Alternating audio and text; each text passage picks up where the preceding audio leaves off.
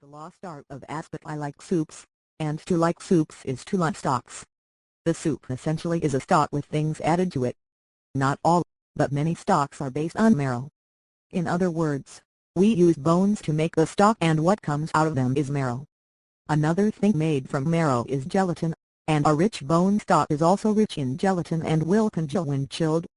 If one makes a super rich stock, it will contain enough marrow to allow us to hold it. And that is the secret behind the aspic.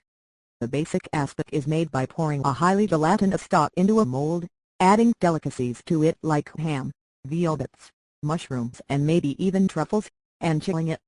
It was served, I'm guessing, on a bed of ice covered with lettuce leaves or something to hide it.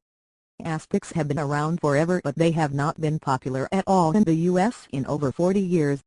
In fact, most people find them disgusting, but I bet those same people have no trouble eating jello. With the advent of refrigeration and fancy cocktail parties, aspics were a big hit in the 50s. Personally, I think aspics disappeared simply because they were just darn hard to make. Firstly, the stock had to be impeccably clear. One simply could not serve a cloudy aspic. Furthermore, it is very hard to calculate the gelatinous content of a stock because even if one uses the same amount of bones, there is bound to be variability in the amount of marrow in the bones.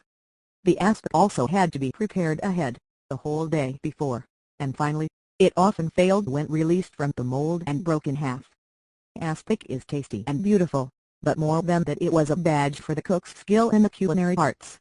The 60s saw a big reduction in snobbishness and showmanship, and we haven't seen the aspic since. The Lost Art of Aspic. I like soups, and to like soups is to like stocks.